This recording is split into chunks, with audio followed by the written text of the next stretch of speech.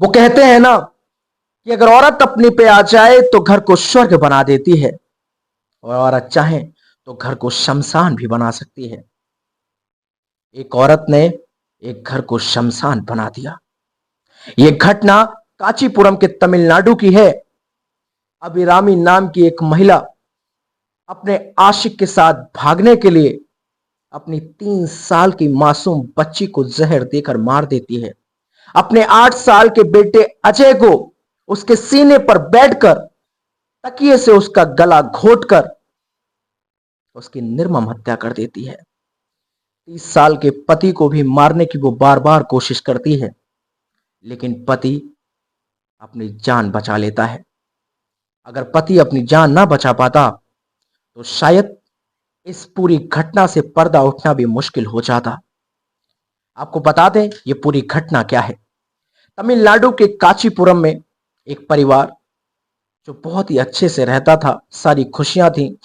पति बैंक में लोन और बैंकिंग का काम करता था, जिसकी अच्छी सैलरी थी, अपने घर का अच्छे से पालन पोषण कर रहा था। ये जो इसकी पत्नी थी अभिरामी, उसे बिरयानी खाने का बहुत ज्यादा शौक था। उसके घर के सामने ही बिरयानी का एक टेंट लगता था, जिसमें 5-6 लोग काम करते थे, उसका स्टाफ था पूरा। और वो जो महिला है, इसको बिरयानी खाने का इतना शौक था कि ये हफ्ते में 4 से 5 बार बिरयानी मंगवाती थी। वो लोग होम डिलीवरी कर देते थे। एक लड़का जिसका नाम है मीनाक्षी सुंदरम, ये बिरयानी उसको देने आता था। वो जब रोज बिरयानी देने आने लगा तब इस लड़की की उससे बात होने लगी। बात धीरे धीरे प्यार में बदल गई। अब ये लड़की बिरयानी खाने के लिए नहीं बल्कि उस लड़के से मिलने के लिए मंगाने लगी। वो लड़का रोज इसके घर पे आने लगा। पति नौकरी पर अपनी चली जाता था।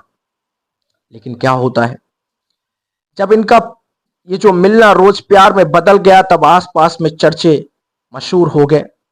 गांव वाले जो उसके अड़ोस पड़ोस के जो पड़ोसी थे, उनको भी ये सारी चीजें दिखने लगी। तब उनके जो इस मीनाक्षी है, इसके पति को लोगों ने बताया कि तुम्हारी पत्नी जो है, ये सामने जो लड़का है, इसके साथ इसका अफेयर है। तब पति घर पे आता है, पत्नी से पूछता है कि तुम्हारा परिवार है, तुम्हारे 2 बच्चे हैं, मैं हूं, अच्छा कमाता हूं, तुम्हें क्या चाहिए। पत्नी लेकिन समझती नहीं है। पत्नी दिमाग में ठान लेती है कि मुझे तो अब उसके ही साथ रहना है, जो मीनाक्षी सुंदरम है। पत्नी घर में एक रात बिरयानी बनाती है।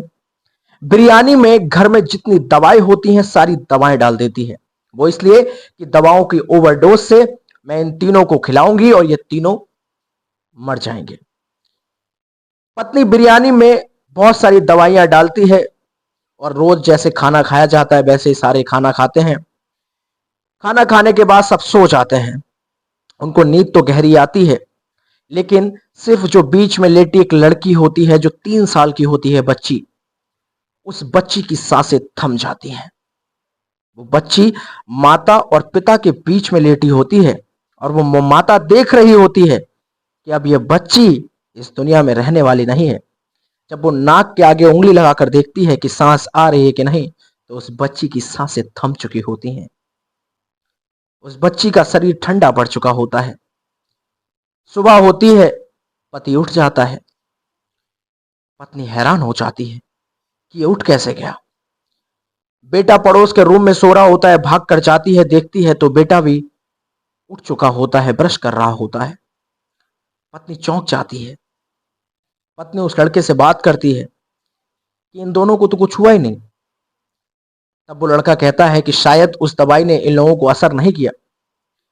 लेकिन इधर पत्नी को डर सता रहा था कि कहीं अब ये ना देख लें कि ये जो बच्ची की जो हत्या हो चुकी है, ये पता ना लग जाए कि इसको मैंने मार दिया है, क्योंकि पति और बेटे तो जिंदा थे। पति रोज की तरह अपनी ड्यूटी पे जाने के लिए तैयार होता है। उसकी आदत होती है कि दोनों बच्चों को किस करके जाता है, बेटे को किस करता है, बेटी को किस करने चलता है। तो पत्नी रोकती है, कहती है कि बेटी सो रही है, आज वो थक गई है, आपको भी लेट हो रहा है, आप जाइए। पति रोज की तरह चला जाता है। पत्नी का शैतानी दिमाग, जिस पर मीनाक्षी सुंदरम नाम के लड़के का एक जुनून चढ़ा था, वो अपने बेटे की तरफ देखती है और सोचती है कि ये मरा कैसे नहीं। बेटा बेड पर लेटा होता है। पत्नी तकिया उठाती है और तकिया उसके गले पर रखकर उसके सीने पर बैठकर उस बेटे की निर्मम हत्या कर देती है। वो तब तक उस तकिए से उसका चेहरा, उसका मुंह दबाए रखती है जब तक उस बेटे की सांसें थम नहीं जाती हैं। लेकिन नसीब तेज था उस दिन पति का। पति को, उसने पूरी प्लानिंग बना रखी थी कि आज पति आएगा तो पति को सीधे जहर या पति को भी किसी तरह से मारा जाएगा। लेकिन उस दिन क्या हुआ, फ्राइडे का दिन था, अगले दिन सेकेंड सैटरडे की छुट्टी थी। पति ने सोचा कि जल्दी से ऑफिस का काम खत्म करके कल सैटरडे को तो मैं काम नहीं करूंगा, कल मैं अपनी फैमिली के साथ एंजॉय करूंगा। इसीलिए वो लेट नाइट तक काम करता है। काम इतना ज्यादा है कि वो पूरी रात वहीं बैंक में ही काम करता है। ये प्राइवेट बैंक वाले बैंक में भी रुक जाते हैं जब काम ज्यादा होता है। वो रुक जाता है, पत्नी को फोन लगाता है, लेकिन पत्नी का फोन स्विच ऑफ जाता है। सोचता है कि पत्नी को बता दूं, ये परेशान होगी, लेकिन पत्नी का फोन स्विच ऑफ होता है। बार बार लगाता है, आउट ऑफ नेटवर्क बताता है। सोचता है कि पत्नी थक गई होगी, पत्नी लेट गई होगी, सो गई होगी। सुबह जब वो आता है तब देखता है कि गेट पर ताला लगा है। गेट पर ताला लगा है, पत्नी फरार हो चुकी है। वो बहुत तेज आवाजें लगाता है कि पत्नी गई कहां। उसको शक होता है कि ऐसा तो नहीं कहीं चली गई, उसको पता होता है वो मैटर। सोचता है बच्चे कहां होंगे। वो आनन फानन में वो ताला तोड़ता है तो देखता है कि अंदर बहुत ज्यादा घर में बदबू आ रही है, क्योंकि वो जो लड़की है उसको मरे काफी टाइम हो गया है। वो लड़का, उसकी भी हत्या हो चुकी है। वो जब कमरे में देखता है, एक कमरे में बेटी की लाश होती है, दूसरे कमरे में बेटे की लाश होती है। उसको कुछ समझ में नहीं आता है, वो पागल हो जाता है। वो जल्दी से पुलिस को फोन करता है, बताता है कि मेरे घर में ऐसी घटना हो गई है, मेरी पत्नी गायब है। पुलिस आती है, पुलिस भी देखकर हैरान हो जाती है। पुलिस उस लड़के से पूछती क्या तुम्हारी किसी से दुश्मनी है। लड़का कहता है बिल्कुल भी नहीं, मेरी कोई दुश्मनी है, मेरा बैंकिंग का काम है, मैं पूरे दिन बैंक में रहता हूं, मुझे टाइम ही नहीं है किसी से दुश्मनी करने की। लड़का कहता है लेकिन हाँ, मेरी पत्नी का अफेयर मैंने सुना था, जो पड़ोस में सामने बिरयानी लगाता है, इसमें एक लड़का है मीनाक्षी सुंदरम नाम का, उसके साथ इसका अफेयर सुना जाता था। पुलिस तुरंत, उसको शक होता है, पुलिस तुरंत उस ठेले पे पहुंचती है, पूछती है कि मीनाक्षी सुंदरम कौन है। तब उनका स्टाफ बताता है कि ये लड़का मीनाक्षी सुंदरम है। पुलिस तुरंत मीनाक्षी सुंदरम को गाड़ी में बिठाती है, पुलिस स्टेशन ले जाती है, लड़की को धमकाती है कि बताओ क्या है पूरा मैटर। इधर पत्नी भाग चुकी होती है, जैसा कि उसकी मीनाक्षी सुंदरम से बात हुई होती कि हम तुमको वहां बस अड्डे पे मिलेंगे। पत्नी बहुत सारे जो क्राइम पेट्रोल के ये जो सीरियल इनको देखे हुई होती है, वो उसी तरह से अपने मोबाइल की सिम तोड़ देती है। बस स्टेशन पर बैठी होती है, वो कई लोगों से फोन मांगती है, कोई फोन नहीं देता, क्योंकि उसको मीनाक्षी सुंदरम के पास फोन करना होता है। उसको बताना होता है कि तुमने जो ठिकाना बताया मैं वहां आ चुकी हूं, आओ हम दोनों भाग चलते हैं।